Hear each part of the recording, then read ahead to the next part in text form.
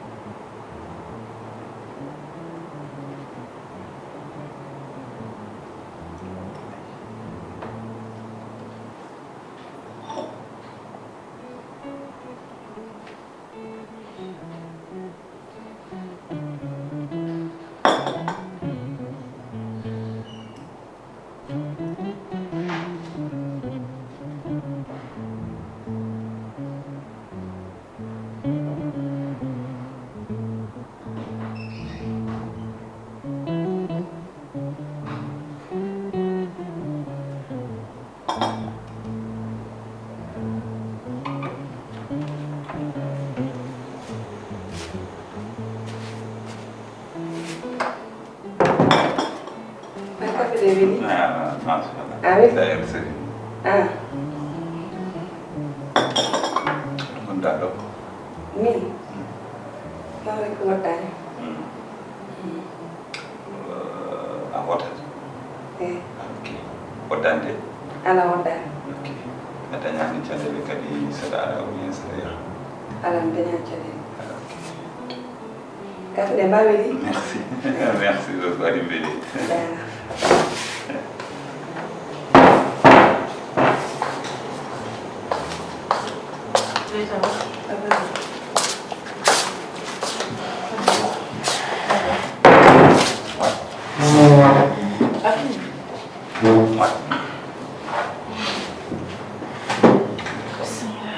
Ore musu dana kawet. Hani nga. Nani. Kuni. Ala finande. Salamu alaikum. An ko tay bi da wala yi fa ne café. Kuni mule. Ah, ok, tu tegi bi da ya sama.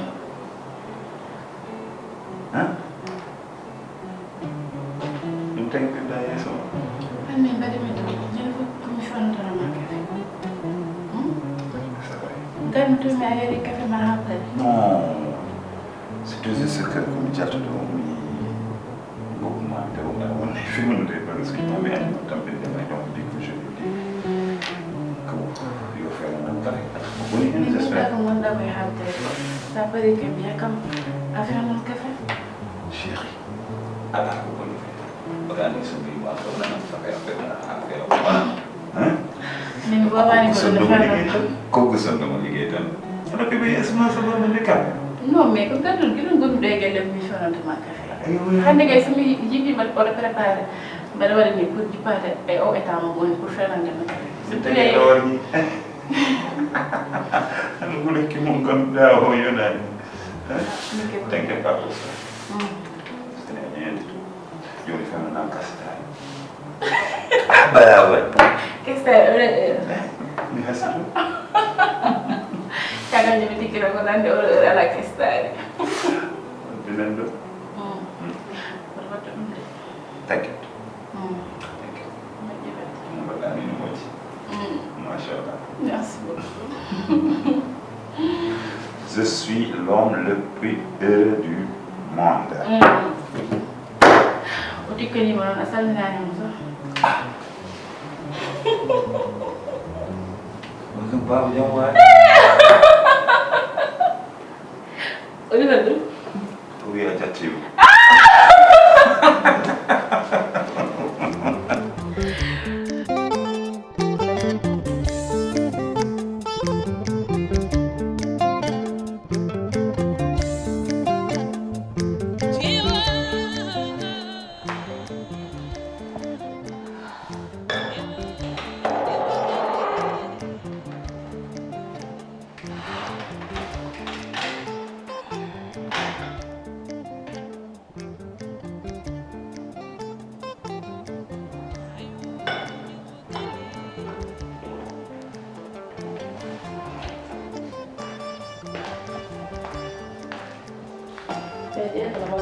Ça va Jamal? Ça va bien. C'est bon. Oh machallah. Jambal. Voilà. Alhamdulillah. Et tu veux me prendre une dépense ménagère? Dépense.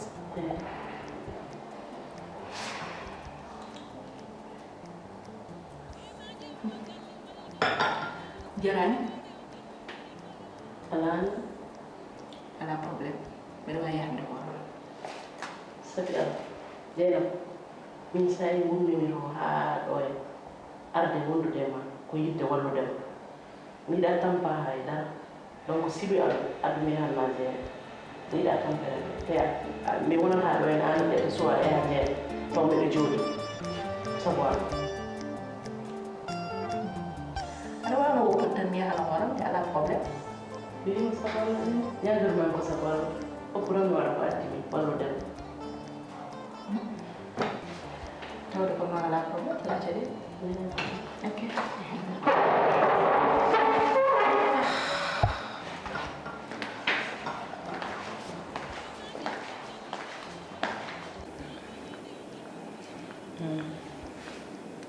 Allo.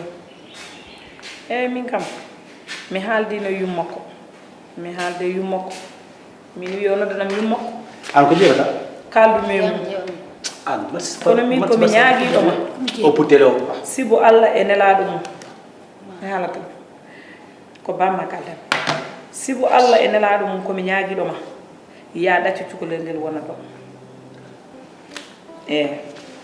ɗum jinnam makko kanko jinnam makko ngoni ko Mali min mi wima mi haalde yummako wi kam ko Mali woni kono komi ñaagoriɗoma sibo Allah gonga mbaɗa andi wallahi ko kalta ko mbaɗa andi kono wona ɓen sukaɓe no Allah yuni kam seede ko ari ɗo ko de jimi ɗo tan ko deyre o hollimi wallahi mbaɗa andi ko kalta ko foof ɓurade makko bonnude wallahi min de mi yiyani on jikku e makko so Allah mi yiyani komi ñaaguiɗom no woodi wallahi no woodi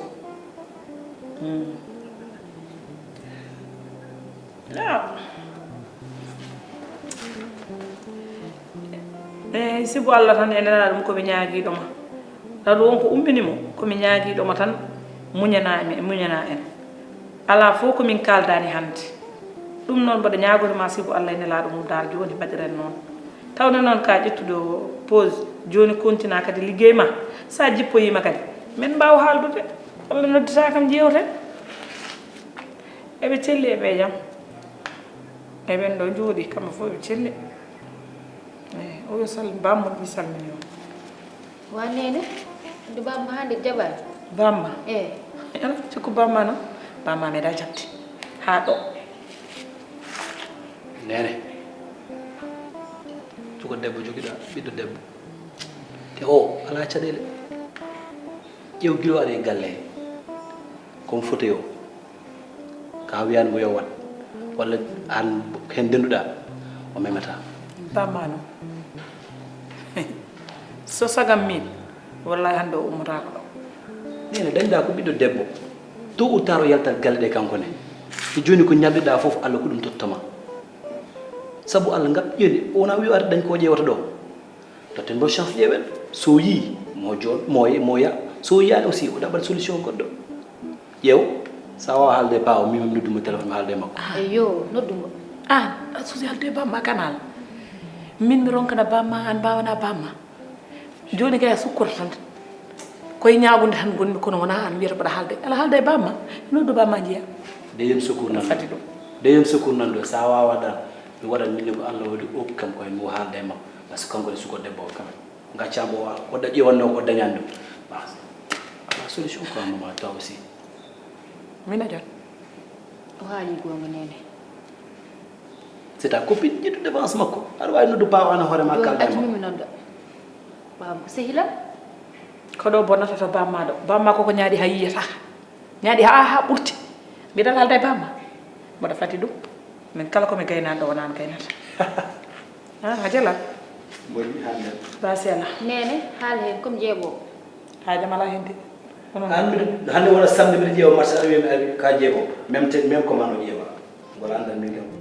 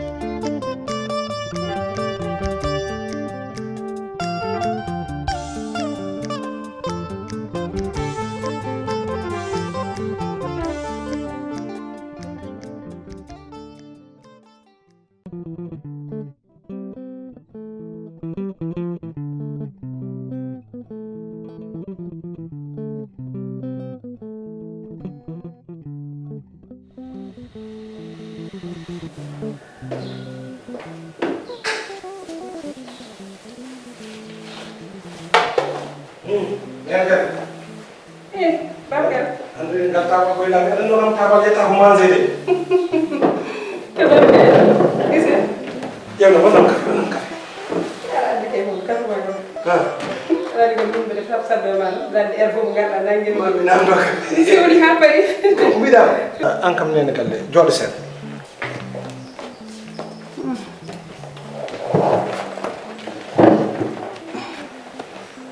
han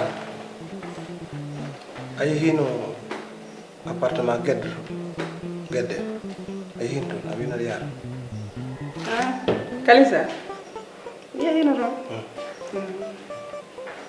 yeyin toon jonno holno tawrɗam mbar omo yeedide alhamdulillahi rabbil alamin toon kay no tawrumi toon ni so tawi yaari noon en jetti Allah no feewi ko jinnoɗen ko en keɓi ɗum omo woni toon omo deeɗi omo wonde e kaalidou mi yiɗani ɓe hay probléme goto ko Allah min kay ɓayde hano wondani e Yasine wona o takka Yasine o nanani haala Yasine Yasine jangginani mo jikkuji mun ɗi o woni ko banggue makko min kay alhamdulillahi rabbil alamin min kay on banggue haqqillam deeɗi toon ɗum kam ne deña ɓernde alhamdulillahi rabbil alamin kono min kam ko kaldume yera ko mbiɗa andi ko min kaldi kadi mbiɗa andi mo jaggu hen so ɗum ɓenni an hoorema aɗa andi min to koni woɗɗani koyngelam nan ɗo e galle he koyngelam keddigal ngal nana appartement maɓɓe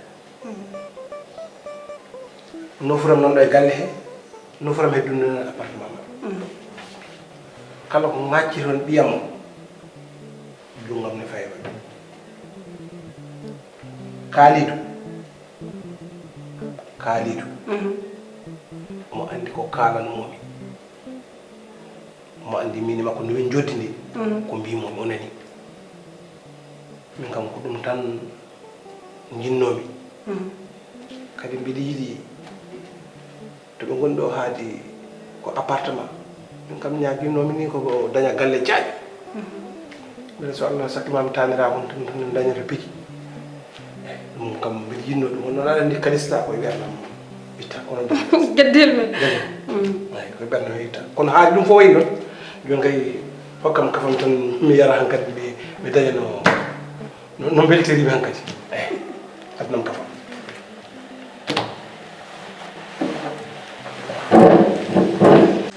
nen tijanda ko addi ɗum miñum pour yo walla mi eri ko fatini ke gane dal par ce que o wi omo yiɗa omo ƴetta ko teddi tout kono franchement maman ça m'enchante pas du tout mi añalo bonni intimité am e tidiane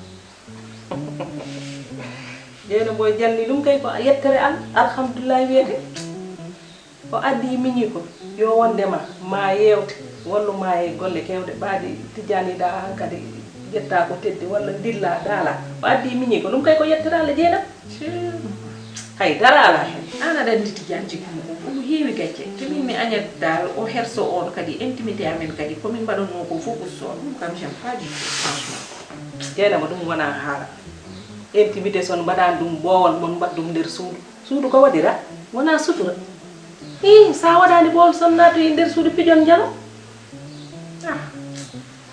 dal nene man mine booba kay an aɗa andi mine tijjan somi hutimomi ni ko boobu mbiyatmomi wona ɗum ɗon ni tijjan mbimi nden wona baɗiraɗo debbo wona mawɗo no feewi wona ko guiƴe ko guiƴam tan yi joni noon ko kersata he koto gorko ma noon laawol Allah ko kersata he aɗa andi ko timpintuma ana wona tuuba ka africaine ka haalpulaar yummum ɓamum aɗa andi dewgal haalpulaar en no mbayi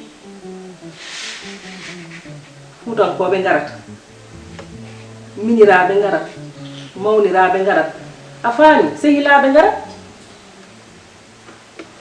ana wona tubako noon te aɗa andi minen galle oɗo kay do jibineraɗo aɗa andi no wayanno ko joni tan onon sukaɓeɓe kewno ɗon appartement desaɗo hen fof wiya appartement toye mo ɗum ɗon noon moƴƴani on dinanaki yimɓe jam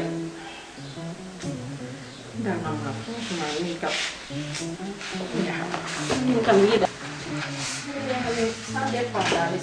ɓe daro yowɗuma komiɗi sa yiɗi reki mbatta hakkille e hoorema anani ko mbimani ko jeeke ari ɗon fijje mum jalda e mum kala ko yiɗi mbaɗanano kono tata aɗa fiɓa yeeso aɗa yeeya tuuba kagal ma tawdani yumma e bamma mi wiyanima noon de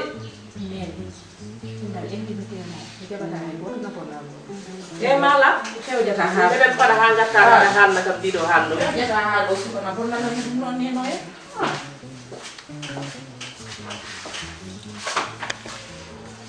min dal naji e yottalle hande onon do bawdon tan kala desade wiye toi et moi en tele jom galle ma ada dañu te tawda ko galle bamma naadi yal bandiraɓe fof ngara an jeekiraɗo gotel arayma ne walluma sabu no mbaɗani mbiya wonata toon min mi renditta hen haala awa artuɗo mo haalna kam haala ka ɗo mo andi min wona noon ɗum mi lelon ɗo sa fofto koto jeynaba ne segni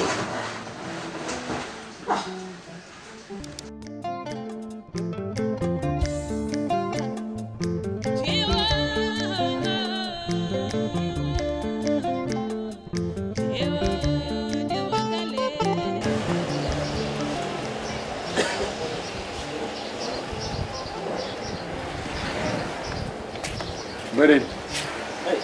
Bismillah. Ala. Abdon ndesu. Mi yotta argay. Argay. Ko woda nare tan dal jewde. Barandi woddani min gaddudo hoore ha do ko ronkan naat. Wa mi natani. Hande non addi kam do Ibrahim ko jam. Anani. Nam marandi mi waamu wopput. Anni ki rawa ko wopput. E wa woppudirdo non. Mbaɗa faire tan jaat. Kam dañu solution. Solution. Dañu dañi solution Ibrahim. Te mo sohli kalis. Anani de? Ɗum tay mbaɗ mi réfléchir. Caggal mi ala départ mbaɗirɗen commerce. Mi wirtima to bâtiment goto. Ndi hen ƴetteɗen to minebar. Liggoɗen maçon pour dañen kalis. Ngam min mbaɗ sohli kalis.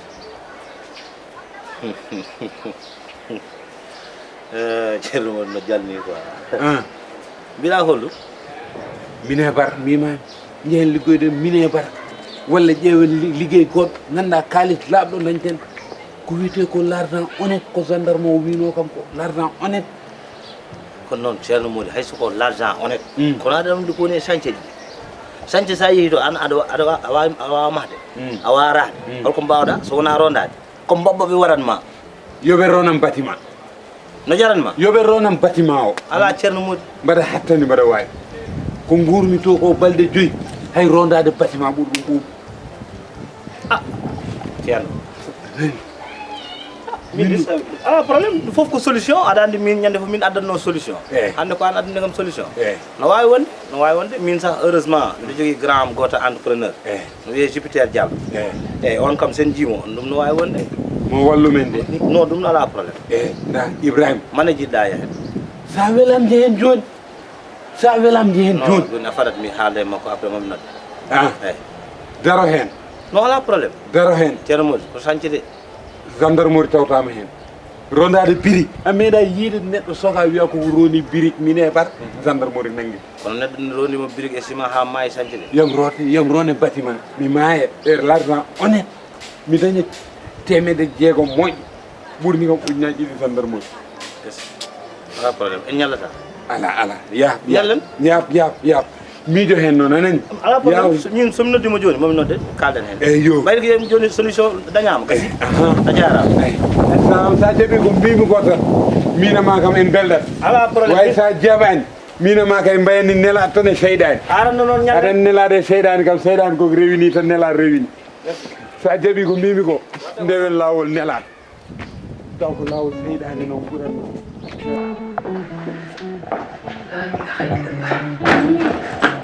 Arti, yarti salminta kam. Allah mi tampudi mi yejjitini e salmindam Ça va non? aɗa selli Ako liggéey acca madame la directrice. wona an komi sokal toñangueji maji Hala ka mo koto yaw. Wal expliquer semaine o no yaade. Comment ça a été? komi tampore ni to gonmi ɗo kono momi haalane par ce que jitta komi haalanno en tout cas galle mabɓe o machallah Alhamdulillah. jeewomo ko lembel o Aïcha ɓiino kam mi fof jaggir kam ni comme on jibinami galle kay nawe kono waji ɗum kay joom galle o ko wonna babira ko wonna bakoto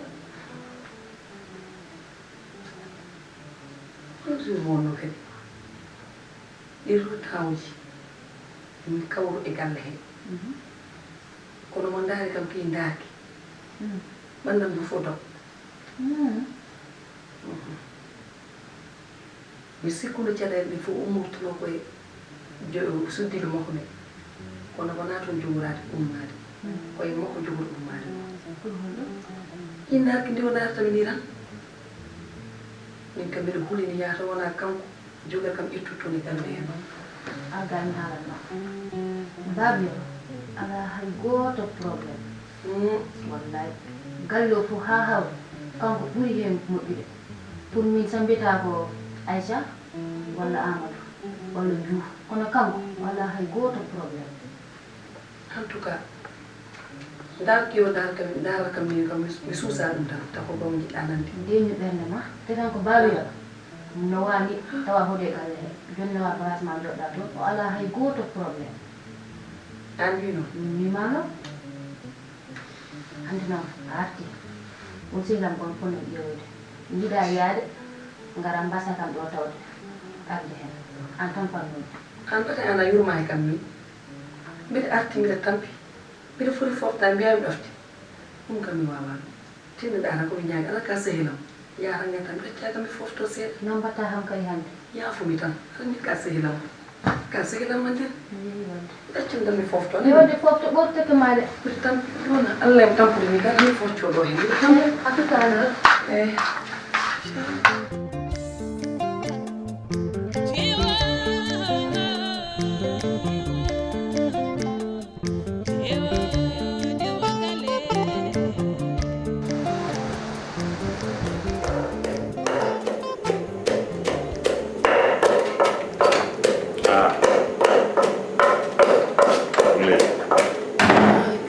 Badal sel. Badal sel. Mawɗum kay. Day tampere. Jam tan. Alhamdulillah. Mawɗum. Day liggéeyu. Jam tan ko mawɗum. Ko defata hande? Hande ko maari liɗɗi nefande. Voilà. Ɗum kam no moƴƴi. Wona ɓe kalnima mi yiiɗa goddum mafeji e ko way noon. Eyi tanti haali kam ɗum kay. Ah c'est bien. C'est bien. Waɗa e tampere? Mawɗum kay. Alhamdulillah. Jam tan. Holko woni spécialité ma? Min mi jangi mi heeɓi diplôme aji mi waɗi formation restauration. Restauration. C'est bien. Ranno mattata. Tottam numéro ma. Comme ça.